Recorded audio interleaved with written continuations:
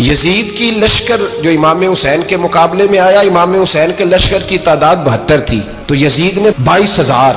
مجھے بتائیے 72 کا 22,000 سے کو مقابلہ ہوتا ہے؟ عمر بن سعد نے پھر عبید اللہ ابن زیاد کو لکھا کہ 22,000 بندے تھوڑے ہیں، کچھ بندے زیادہ بھیج. تو عمر بن سعد کو عبید اللہ ابن زیاد کہنے لگے کہ تو پاگل تو نہیں ہو گیا، 72 کے لشکر کا 22,000 بھیجا، اور کتنا بھیجو؟ تو اس نے کہا تمہیں یہ نہیں پتا یہ لوگ کون ہیں؟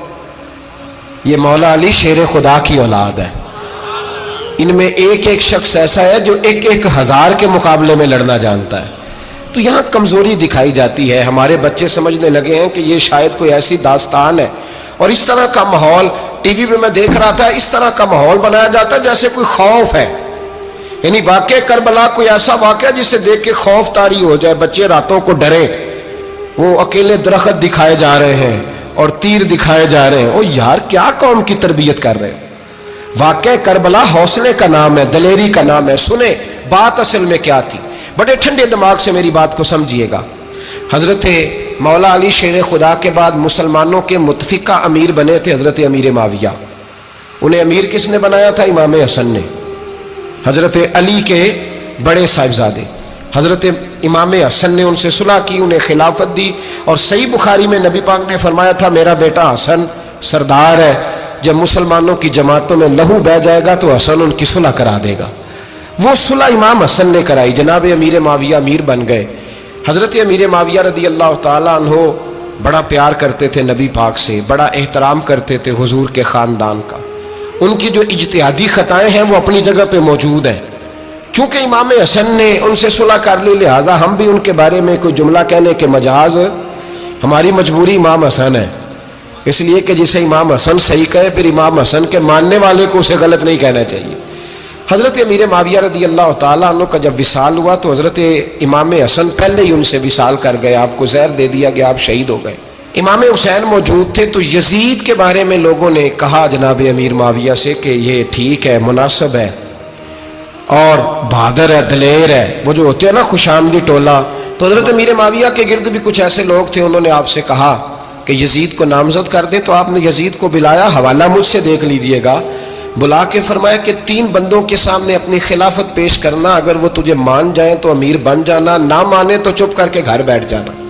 وہ 3 بندے کون ہیں؟ جناب عبداللہ ابن عباس، حضرت عبداللہ بن زبیر اور امام حسین رضی اللہ تعالیٰ عنہ. یہ وصیت فرمائی جناب امیر معاویہ. ہوا یہ کہ یزید جب امیر بنا نا، 2-3 چیزیں ہوتی ہیں جب کسی بندے کو قابو کرنا ہوتا ہے، 2-3-4-5 چیزیں ایسی ہوتی ہیں جس سے بندہ قابو آتا ہے. تو اس نے بھی فوری طور پہ، یزید نے دیکھا میرے لیے مسئلہ کیا بن سکتا ہے. ولید بن عتبہ اس وقت مدینے کا گورنر تھا. یزید نے اس کو خط لکھا کہ امیر عرب کا رواج آج بھی ہے کہ جب تک نئے خلیفہ کی بیعت نہیں ہو جاتی پرانے کے انتقال کی خبر ہی نہیں دیتے، اس کو رکھے رکھتے ہیں. یہ ان کا طریقہ ہے. وہ کہتے ہیں کہ ولی عہد اچھی طرح قبضہ کر لے پھر بتائیں گے. حضرت امیر معاویہ کا وصال ہو گیا، بتایا نہیں. یزید نے اب کیا کیا، چونکہ بڑا چلاک آدمی تھا، بڑا شاطر تھا، بڑا تیز تھا، اس نے ولید کو خط لکھا. کہنے لگا کہ فوری طور پہ عبداللہ ابن عباس کو بلاؤ اور اسے کہو میری بیعت کریں. یہ جو بیعت ہوتی تھی نا، یہ بھی سن لے کیا ہوتی تھی. یہ بیعت حلف ہوتا تھا کہ میں اللہ رسول کے نام پہ حلف دیتا ہوں کہ میں یزید کی اطاعت کروں گا، میں اس کے خلاف کوئی بغاوت نہیں کروں گا. کوئی یہ بیعت لوگ سمجھتے ہیں کہ بس ہاتھ پکڑنے کا نام بیعت تھا. اس بیعت کا متبادل جمہوری ملکوں کے اندر ووٹ آیا ہے. تو کہا بیعت کرے. حضرت عبداللہ ابن عباس کو بھی بلاؤ، عبداللہ بن زبیر کو بھی بلاؤ، امام حسین کو بھی بلاؤ. امام حسین آدھی رات کے وقت بیٹھے تھے مسجد نبوی میں، چونکہ 5 نمازوں کی آپ امامت کرتے. امام حسین نماز پڑھا کے عشاء کی بیٹھے تھے. جناب عبداللہ بن زبیر، عبداللہ بن زبیر کون تھے؟ یہ نبی پاک صلی اللہ علیہ وسلم کی پھوپھی پوتے تھے اور جناب صدیق اکبر کے نواسے تھے. حضرت عبداللہ بن زبیر اور جناب زبیر بن عوام عشرہ مبشرہ صحابی ہیں، ان کے بیٹے تھے. بہت زیرک آدمی تھے. یہ بھی امام حسین کے پاس بیٹھے تھے. عبداللہ ابن عباس بھی تھے جو حضور کے چچا کے بیٹے ہیں، اس امت کے پہلے مفسر ہیں قرآن پاک. یہ لوگ بیٹھے تھے. تو ولید نے ایک بندہ بھیجا، اس نے آ کے کہا جناب آپ کو گورنر صاحب نے بلایا ہے. تو عبداللہ بن زبیر کہنے لگے حسین اس وقت بلانے کی بات سمجھ میں نہیں آئی. تو امام حسین بڑے بصیرت والے تھے، اللہ نے بصیرت دی تھی. کہنے لگے عبداللہ آپ کو سمجھ نہیں آئی، مجھے سمجھ آ گئی ہے، امیر معاویہ وصال کر گئے اور یہ ہمیں جو بلایا گیا ہے نا، یہ یزید کی بیعت کے لیے بلایا گیا ہے. تو کہا پھر آپ آدھی رات کو نہ جائیں، آپ کے لیے خطرہ ہوگا۔ تو امام حسین فرمانے لگے خطرہ حسین کو نہیں ہوتا۔ نہیں، کہا پھر بھی آپ مہربانی کریں ذرا احتیاط سے جائیں۔ تو جناب عبداللہ ابن زبیر نے، عبداللہ ابن عباس نے 14 بندے نیزے دے کے، تلواریں دے کے امام حسین کے ساتھ بھیجے اور کہا کہ امام حسین اگر اس نے کوئی غلط ملت بات کی نا، زبردستی بیعت کرنے کا کہا، تو آپ بس کوئی ایک بات اونچی آواز میں کر دینا، یہ سپاہی پیچھے آ جائیں گے۔ امام حسین ان 14 بندوں کو لے کے گورنر ہاؤس پہنچ گئے۔ جب آپ وہاں پہنچے، اس نے بتایا، اس نے کہا جی حضرت امیر معاویہ انتقال کر گئے اور آپ نے یزید کی بیعت کرنی ہے۔ تو امام حسین فرمانے لگے میں چھپ کے بیعت نہیں کروں گا، مجمع لگاؤ، جمعے والے دن اعلان کرو، جو طریقہ ہے حضرت ابوبکر صدیق کا، جو طریقہ ہے حضرت عمر فاروق کا، جو انداز حضرت عثمان غنی کا ہے، جو مولا علی کا ہے، سر عام اعلان کرو، اگر ساری دنیا یزید کی بیعت کرے گی تو میں بھی تیار ہوں۔ تم مجھ سے بیعت لے کے پھر لوگوں کو بتانا چاہتے ہو کہ حسین بیعت ہو کر رہے ہیں تو تم کیوں نہیں کر رہے؟ میں عام آدمی نہیں ہوں، لہذا چھپ کے بیعت نہیں کرتا۔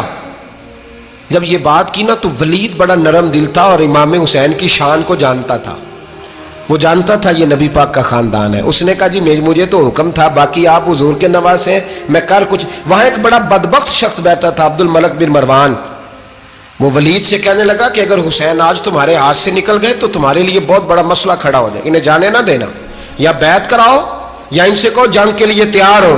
تو امام حسین رضی اللہ تعالیٰ عنہ کے کانوں میں آواز گئی تو فرمانے لگے ابن مرجانہ، اگر تیرے اندر جرت ہے تو آ سامنے حسین کے، اس کے کانوں میں باتیں نہ کر، کانا پھوسی نہ کر، باہر آ میدان میں، شرارت نہ کر، باہر آ، میں تمہیں ابھی بتاتا ہوں کہ حسین سے مقابلہ کرنے کا انجام کیا ہے۔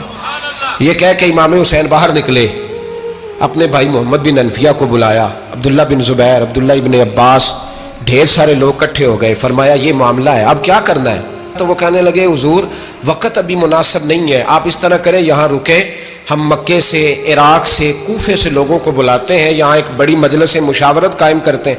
امام حسین فرمانے لگے اگر تم مشاورت قائم کرو گے تو ولید اور عبد الملک بن مروان وہ تو جنگ کرنے کو تیار ہیں، اور نبی پاک نے فرمایا ایک مینڈا ہوگا جس کی وجہ سے مدینے کی گلیوں میں لہو بہے گا۔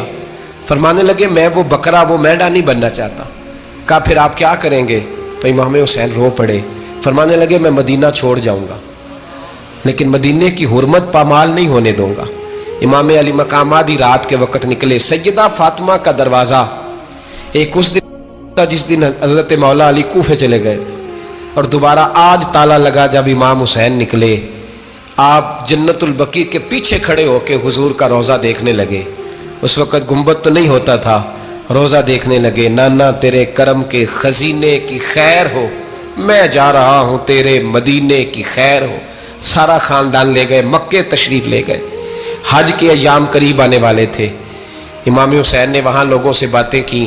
جب امام حسین وہاں پہنچے تو کوفے سے خط آنے لگے۔ کوفہ حضرت علی کا دارالخلافہ تھا، وہاں آپ کے محبین، پیار کرنے والے ڈھیروں تھے، انہیں خط لکھے کہ حضور آپ چپ کر کے بیٹھے ہوئے ہیں اور ہمارے اوپر یزید مسلط ہو گیا ہے، آپ اگر میدان میں نہیں نکلیں گے، آپ نہیں آئیں گے تو ہم اللہ کی بارگاہ میں شکوہ کریں گے کہ کوئی ہماری کمان کرنے کو تیار ہی نہیں ہوا۔ اور وہ خط 1 2 3 نہیں آئے، وہ خط اتنے تھے کہ 3 بوریوں میں بھرے تھے امام حسین، 3 بوریوں میں۔ اب مجبوری ہو جاتی ہے، حق کے لیے کئی دفعہ بات کرنا مجبوری ہوتی ہے، اگر نہیں کرے گا تو پھر اس کو بھی قبر میں جواب دینا پڑے گا۔ امام علی مقام رضی اللہ تعالیٰ عنہ نے مکے میں اب لوگوں کو جمع کیا مشورے کے لیے۔ ہر بندے نے کہا حضور وہ بلا تو رہے ہیں پر اپنے وعدوں کے پکے۔ کہا حضور وہ پکے نہیں، آپ نہ جائیں۔ ہر بندے نے کہا حالات ٹھیک نہیں، حالات گراؤنڈ ریالٹی صحیح نہیں، یہی مشورہ آج بھی ہر بندہ دیتا ہے، ابھی حالات نہیں۔ اتنے خراب حالات کبھی نہیں ہوئے تھے جتنے امام حسین کے دور میں تھے، لیکن فرمایا میں دین کے خلاف غلط حکمران کو مسلط ہونے کی اجازت، بول کے بتائیے، بول کے، غلط حکمران کو مسلط ہونے کی اجازت، مزاحمت کروں گا، مخالفت کروں گا۔ امام کہنے لگے کوئی بات نہیں، وہ میرے ساتھ چلے نہ چلے لیکن میں کوفے جاؤں گا، وہ لوگ میرے ساتھ کھڑا ہونے کو تیار ہے تو وہ جھوٹ ہے یا سچ ہے پر میں چلوں گا۔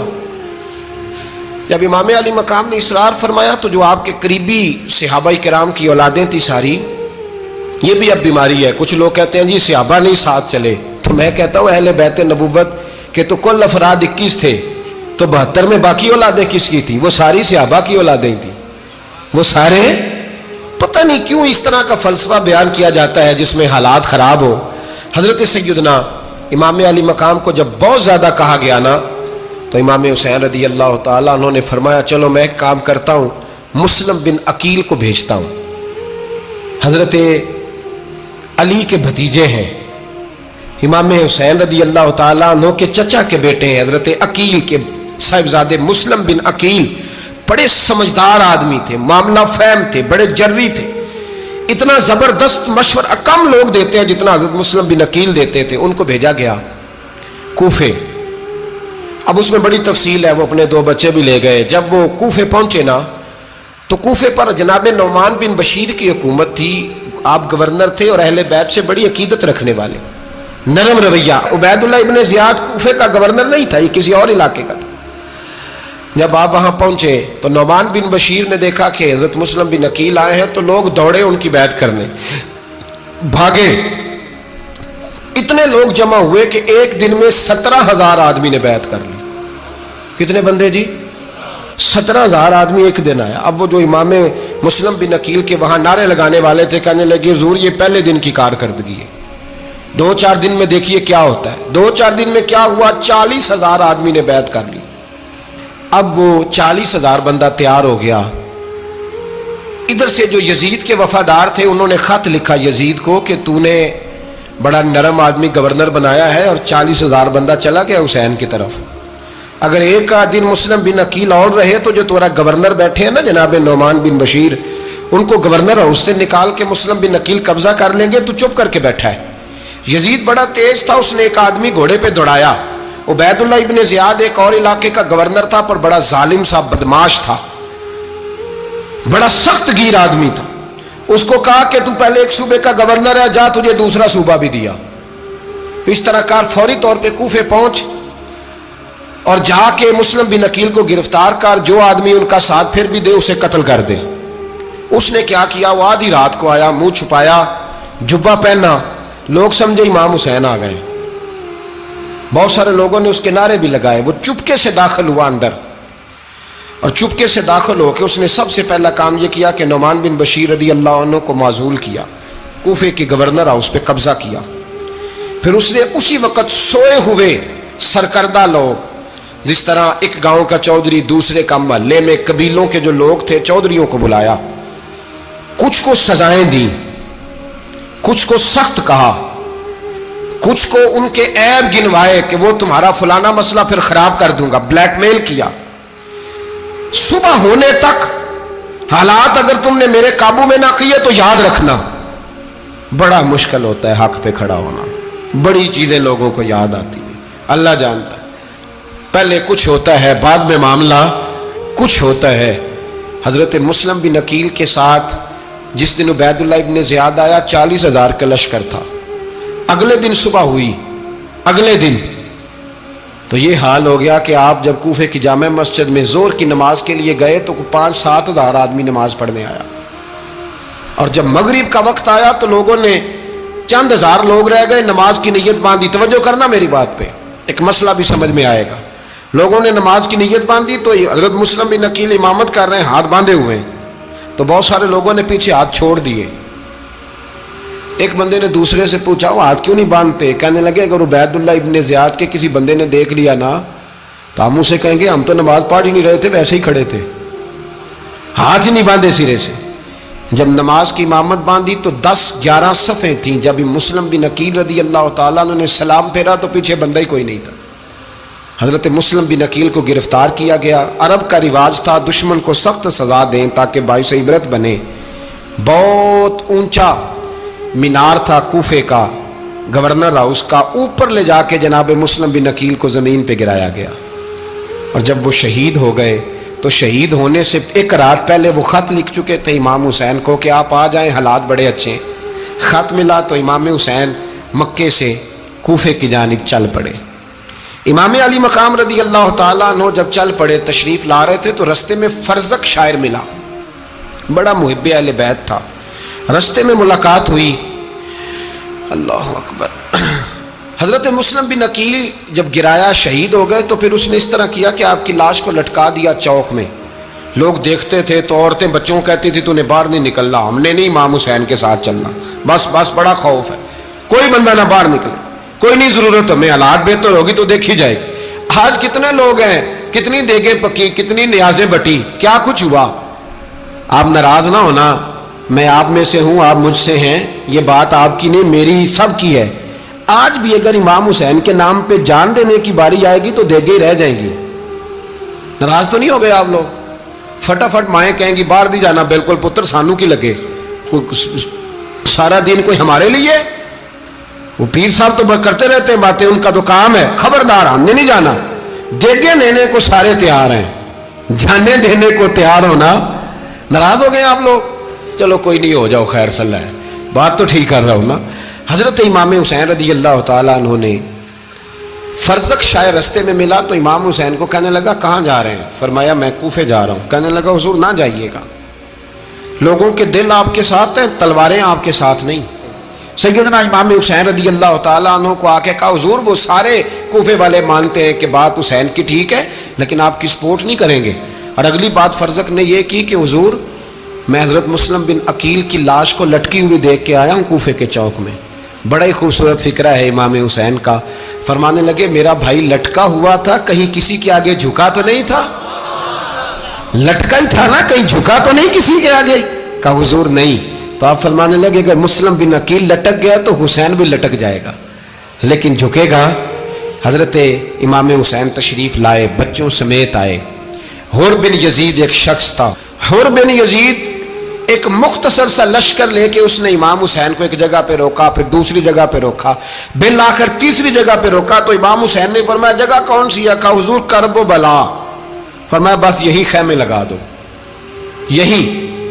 حضرت سیدہ زینب نے پوچھا امام حسین سے کہ سارے زمانے نے روکا ہے, ٹھیک ہے آپ حق پہ ہیں, یہ بھی سب نے کہا آپ حق پہ ہیں, پر روکا بھی سب نے, آپ روکے کیوں نہیں؟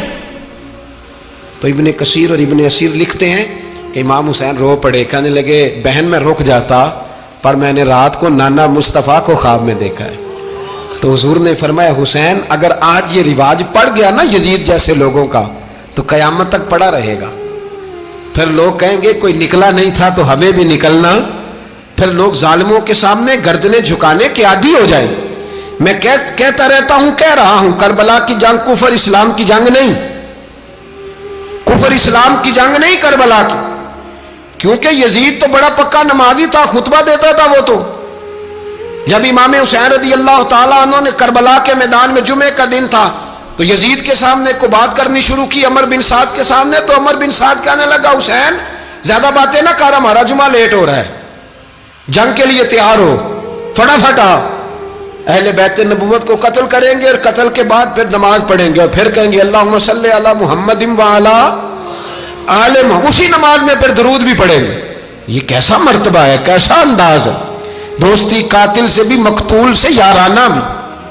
امام حسین نے حر بن یزید امام حسین سے کہنے لگا مجھے حکم ہے آپ کو روکنے کا, آپ آگے نہیں جا سکتے.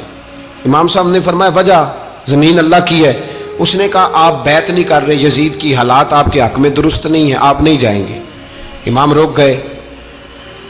ظہر کی نماز کا وقت ہوا تو حضرت علی اکبر امام حسین کے بڑے صاحبزادے انہوں نے اذان ظہر پڑھی تو حر بن یزید کے لشکر نے امام حسین کے پیچھے نماز ادا کی. کہا بھئی تم مقابلے میں آئے ہو, نماز پیچھے پڑھتے ہو؟ کہا حضور مقابلہ تو تلواروں سے کر رہے ہیں پر ہمارا دل تو مانتا ہے نا کہ مصطفیٰ کا نواسہ بڑی شان والا ہے. حر بن یزید نے 3 نمازیں لشکر سمیت امام حسین کے پیچھے پڑھی ہیں, 3 نمازیں, ظہر اثر اور مغرب. پھر امام حسین کے سامنے شرائط پیش کی کہ آپ کو یہاں گھیر لیا گیا ہے, یہاں آپ بیعت کریں گے, یہاں جنگ کریں گے, 2 ہی باتیں. امام حسین نے فرمایا نہیں بھائی بیعت تو میں نہیں کرتا, اس کے علاوہ تم جو کہتے ہو میں کرنے کو تیار ہوں. اس نے خط لکھا عبید اللہ ابن زیاد کو, ایک بندہ دوڑایا پیچھے کوفے, چند میل پہ کوفہ تھا. کہا وہ نہیں مان رہے, کیا کرنا ہے؟ تو حسین ابن علی ہے, میں زیادہ دیر انہیں روک بھی نہیں سکتا. انہوں نے پیغام دیا حر بن یزید کو کہ کرنا کچھ بھی نہیں, ان کا پانی بند کر دو, بلیک میل کرو, کھانا پانی نہیں ملے گا, چھوٹے چھوٹے بچے ہیں, خود ہی مان جائیں گے. حضرت इमाम अली मकाम के बारे में हुर के पास जब ये पैगाम आया तो हुर कहने लगा मेरी तबीयत नहीं मानती हुसैन पर पानी बंद करूं, दिल नहीं मानता। जब ये लफ्ज कहे ना दोबारा तो फिर उबैदुल्लाह इब्ने ज़ियाद ने अमर बिन साद को 10,000 आदमी दे के भेजा। का हुर बिन यजीद लचक दिखा रहा है हुसैन के हक में। एक रे का इलाका था, बड़ी वहां फसल होती थी, लोग कोशिश करते थे वहां का गवर्नर बनने की कोशिश करते थे। तो उबैदुल्लाह इब्ने ज़ियाद कहने लगा तुम्हें रे की गवर्नरी मिलेगी, सबसे सरसब्द शादाब इलाका, तुम्हें वहां का गवर्नर बनाया जाएगा अगर हुसैन के खिलाफ लड़ोगे। ये इतनी जबरदस्त होती है गवर्नरियां कि गवर्नरियों के लिए लोग नस्ल रसूल के खिलाफ भी निकल आते हैं। ये इतनी तगड़ी होती हैं, इतनी जल्दी वफादारियां बदलती हैं। वक्त इतना नहीं कि मैं मजीद तफसील में जाऊं। इमाम हुसैन को रोक लिया गया, अमर बिन साद ने रोक लिया। यकम मुहर्रम को इमाम आए, 7 मुहर्रम तक रोका गया, 7 मुहर्रम को पानी बंद कर दिया। जानवर पानी पीते थे, घोड़े पीते थे, कुत्ते पीते थे, लेकिन मुस्तफ़ा के घराने को पानी पीने की इजाज़त 3 दिन तक पानी बंद रहा। 9 मुहर्रम को अमर बिन साद ने और लोग बुलाए।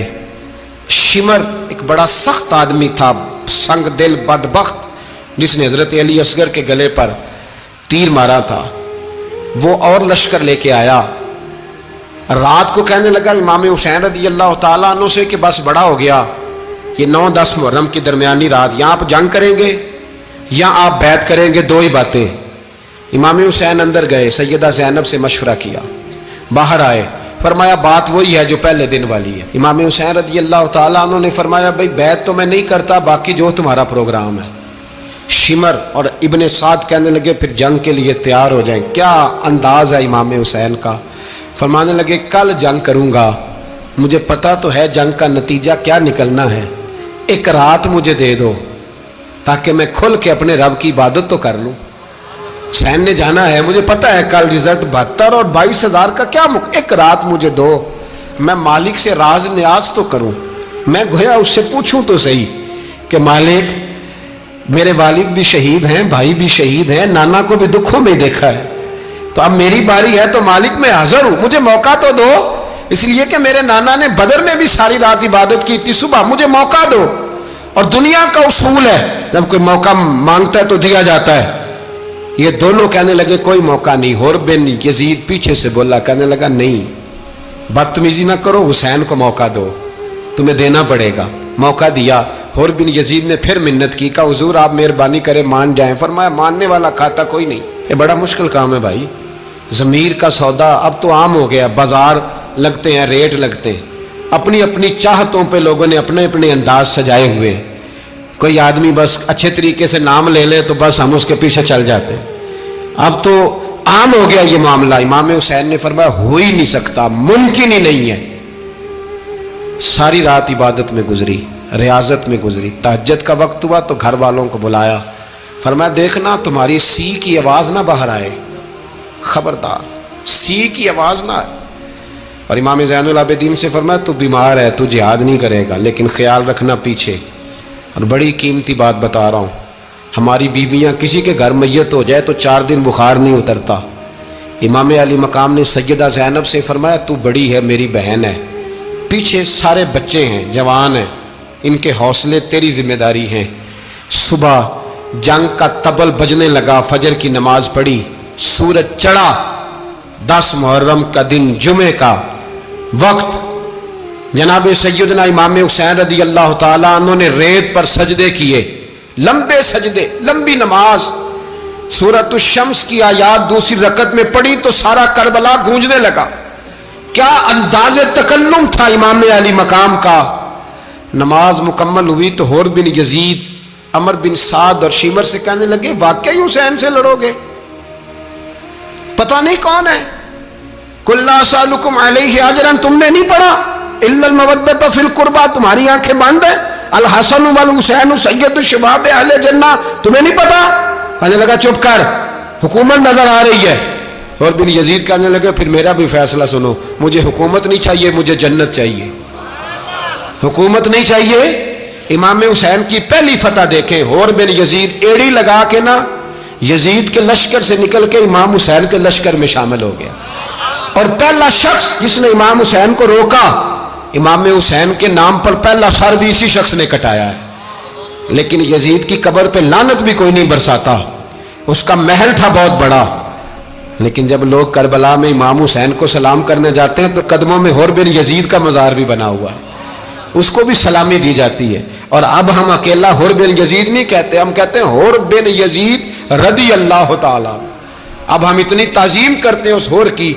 जनाबे इमाम हुसैन को मैदान में खड़ा किया गया, जिहाद का तबल बजा, पहले खुद्दाम आए। और सुन लो, आज वो पता नहीं बाजारी से लोग चढ़ गए स्टेजों पे, बाजारी से, ना चेहरे पे दाढ़ी है ना सर पे कोई कपड़ा है, बाजारी लोग हैं, भाग रहे हैं, बाजू चढ़ाए हुए हैं, बटन खोले हुए हैं, तमाशा बना दिया। सुनने वालों का भी अल्लाह ही हाफिज है, वो स्टेज पे ये अहले बैत की शान बयान करता है, भाग के उधर जाता है। ये कोई तरीका है? सुनने वालों का भी अजीब अंदाज है, हर बंदे को सुनने बैठ जाते हैं। दीन मुहज्जब है, तहजीब वाला है, दलाइल रखता है, दीन वकार रखता है, ऐसे लोग अब दीन बयान करेंगे। हजरत सैयदना इमाम हुसैन रज़ी अल्लाह ताला अन्हु सुबह जब जिहाद का वक्त आया, पता है कौन कौन थे करबला में? इमाम हुसैन के साथ इमाम हुसैन के 4 भाई थे करबला में।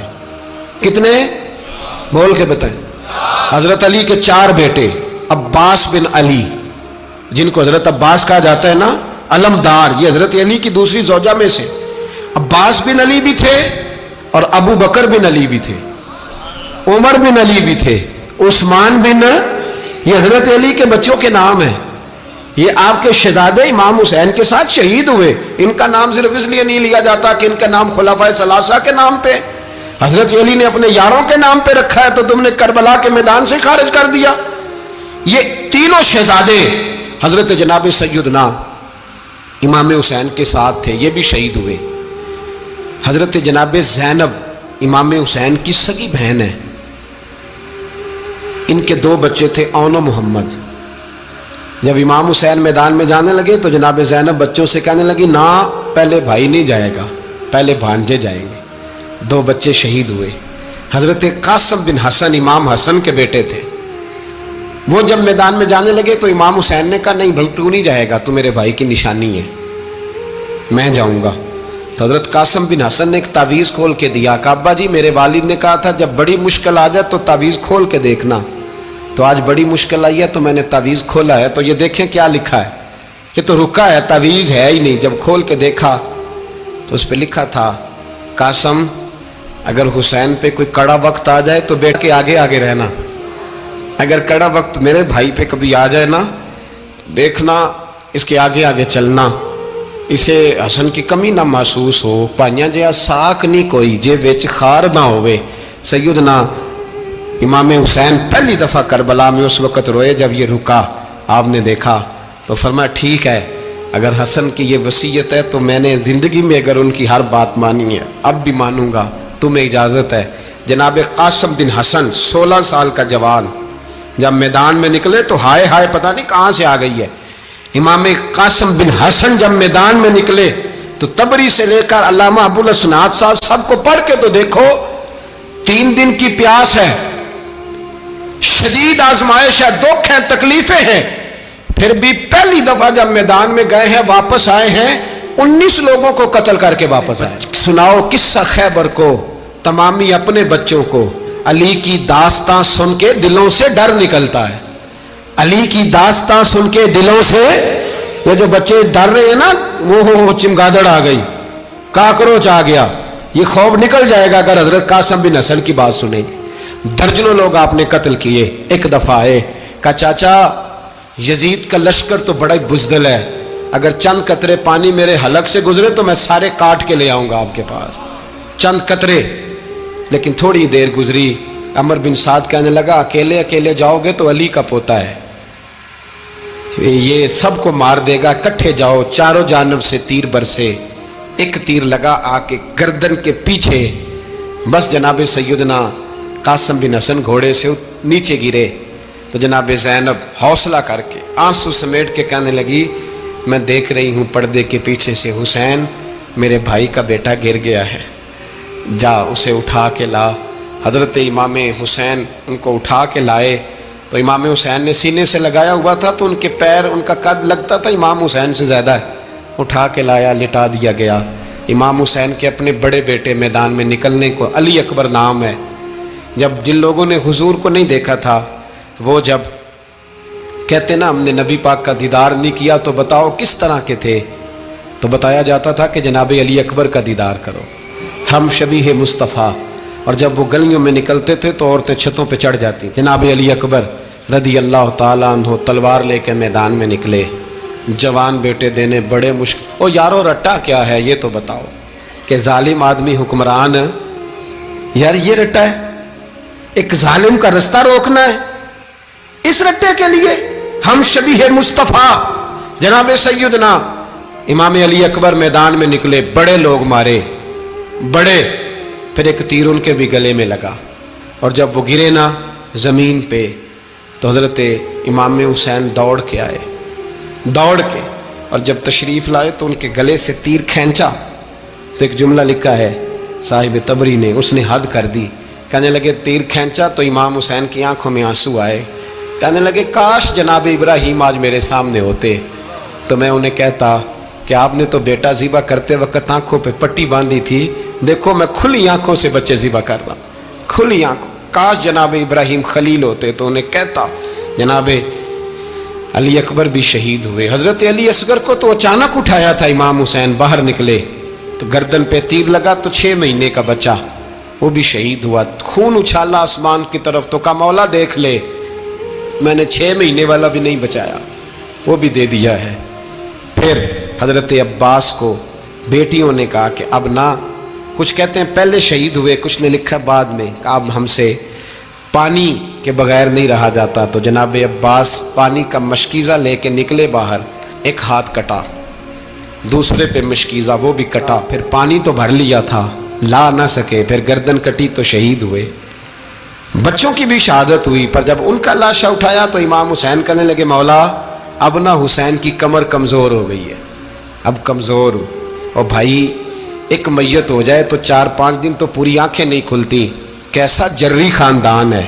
تھوڑی دیر گزری تو امام علی مقام نے پٹکا باندھا، سر پہ دستار باندھی، مولا علی کی تلوار پکڑی، نبی پاک کا امامہ باندھا اور گھوڑے پہ سوار ہوئے تو کہنے لگے زینب گھر تیرے حوالے اور میں اللہ کے حوالے، گھر تیرے حوالے اور میں، اور پھر امام حسین نکلے، امام علی مقام نکلے۔ راوی کہتے ہیں کہ یہ جلوہ پہلے بھی بڑے سونے تھے پر آج جو رنگ دیکھا وہ کبھی نہیں دیکھا، کیا انداز تھا، جدھر جاتے نعرہ لگاتے تو حد ہو جاتے، اتنے لوگ امام حسین نے کاٹے، اتنے کاٹے، پھر واپس پلٹ کے آئے اور کہنے لگے زینب ذرا پردے کے پیچھے سے دیکھ تو صحیح میری بہن، ان بزدلوں کو جرت ہی نہیں ہو رہی حسین کے مقابلے میں آنے، ایک دوسرے کو دھکا دیتے، تو جا تو جا، پھر اکٹھے وار ہوئے۔ یہ کون ہے کٹا ہوا، لباس ہے پھٹا ہوا، یہ بال یقین حسین ہے، نبی کا نور عین ہے۔ پھر چاروں جانب سے تیر برسے تو امام علی مقام چونکہ نماز کا وقت ہو گیا تھا، اترے گھوڑے سے، خون بہ رہا تھا، گرم ترین ریت سے تیمم کیا، سر سجدے میں رکھا، اور جب شمر آپ کی گردن کاٹنے لگا تو کہنے لگے ٹھہر جا ذرا رب سے ایک بات کر لینے دے، اور پھر بولے امام حسین، کہنے لگے مالک تو اب بتا کہ حسین سے راضی ہے کہ ناراض ہے، تو بتا۔ تو پھر ایک آواز آئی، یا ایتھا النفس مطمئنہ ارجعی الی ربک راضیۃ مرضیہ، فرمایا نفس مطمئنہ واپس آ جا، تو اللہ سے راضی ہے، اللہ تجھ سے راضی۔ امام حسین وہاں شہید ہو گئے۔ اب یہ قافلہ امام حسین کا سر کاٹ، ذرا دیکھنا غور کرنا، سر کاٹ کے نیزے پہ رکھا ہے، جسم کربلا میں پڑا ہے، عورتوں کو گھوڑوں پہ بٹھا کے لے جایا گیا یزید کے دربار میں۔ یزید پہلے عبید اللہ ابن زیاد نے بدتمیزی کی، پھر یزید نے کی۔ سعودی عرب کا ایک مولوی بول رہا تھا، سعودی عرب کا، ان سے بھی بڑا عشق ہے، جس نے تقریر سننی ہو میرے پاس ہے۔ ہمیں لوگ مشورے دیتے ہیں کہ جو یزید کو اچھا کہے اور حسین کو باغی کہے اس کو ہم امام مان لیں، اس بے شرم بے حیا کو جو نبی پاک کے گھرانے کے بارے میں بکے اسے امام۔ سعودی عرب میں مسجد نبی میں درس دینے والا جس نے تقریر سننی ہو میرے پاس ہے، وہ کہتا ہے یزید تو بڑا اچھا آدمی تھا، اس نے تو بڑی خدمت کی، تو میں نے اسے کہا رشتہ داری کر لیا یزید کے ساتھ، قریب ہو جا، شرم نہیں آتی؟ آج بھی نبی پاک کا دل دکھاتے ہو، حیا نہیں آتی، خیال نہیں آتا؟ اور لوگ گھر میں بیٹھ کے باتیں کرتے ہیں، کہتے ہیں جی جو بیت اللہ میں ہو وہ بھی برا ہو سکتا ہے۔ بیت اللہ میں تو 360 بت بھی تھے، وہ اچھے تھے۔ مدینے میں تو 360 منافق بھی رہے، پوری سورہ منافقون نازل ہوئی، وہ اچھے تھے۔ عجیب تماشا بنا دیا لوگوں نے مذہب کا۔ وہ آج بک رہا ہے، آج میرے پاس ویڈیو آئی ہے، کہتا ہے یزید نے تو بڑی خیموں، تو عبید اللہ ابن زیاد نے قتل کیا۔ بے شرمو، اگر عبید اللہ ابن زیاد نے بھی قتل کیا تھا تو حکومت کس کی تھی؟ بولیں، بول کے بتائیں۔ تو پھر یزید نے عبید اللہ ابن زیاد کو سزا کیوں نہیں دی، بلکہ ایک جگہ 2 گورنریاں دی اس کو، یہ حال کیا؟ بلکہ سنو جو حدیث پاک میں آتا ہے وہ یہ ہے کہ یزید چھڑیاں مار رہا تھا، چھڑیاں۔ امام حسین کے لبوں پہ تو نعمان بن بشیر صحابی تھے، بول پڑے، کہنے لگے یزید بدبخت، ہاتھ پیچھے اٹھا، مجھے اللہ کی عزت کی قسم میں نے سینکڑوں بار نبی پاک کو ان ہونٹوں کو چومتے دیکھا ہے۔ حضرت جناب زینب عورتوں کے مجمع میں پیچھے ہو کے بیٹھی ہیں، یزید کے پاس جب پہنچا لشکر تو یزید کہنے لگا دیکھو اللہ نے مجھے عزت دی اور میرے مخالفوں کا کیا حال ہوا۔ تو بی بی زینب بول پڑی، اتنے صدمے سہے پر آواز توانا ہے، جاندار ہے۔ حضرت سیدہ زینب نے جب سنا نا کہ یہ کہہ رہا ہے کہ مجھے اللہ نے عزت دی، تو جناب زینب بولی، نعمان بن بشیر کہتے ہیں بی بی بولی، اتنے صدمے ہیں پر جناب زینب بولی اللہ اکبر، اس انداز میں بولی کہ پہلے قرآن مجید کی آیت پڑھی، کہنے لگی وَتُعِزُّ مَن تَشَاءُ وَتُذِلُّ مَن تَشَاءُ بِيَدِكَ الْخَيْرُ إِنَّكَ عَلَىٰ كُلِّ شَيْءٍ قَدِيرٌ۔ اور پھر کہنے لگی یزید تو بکتا ہے، کہتا ہے کہ تو عزت والا ہو گیا، یہ تیری حکومت ہے، 4 دن گزرنے دے، تجھ پہ کوئی لعنت بھی نہیں برسائے گا، اور میرے بھائی کا قیامت تک ممبروں میں اور خطبوں میں ذکر ہوا کرے گا، وقت گزرنے دے۔ جب جناب بی بی زینب بول رہی تھی تو حضور کے ایک نابینا صحابی پاس بیٹھے تھے، جناب نعمان بن بشیر کا ہاتھ ہلایا، ہلا کے کہنے لگے کیا علی آ گئے؟ تو علی کی آواز لگتی ہے، جبریل امی بول رہے ہوں جیسے، حکمت کے گوہر رول رہے ہوں جیسے، دربار دمشق میں بی بی زینب کا خطاب، منبر پہ علی بول رہے ہوں جیسے۔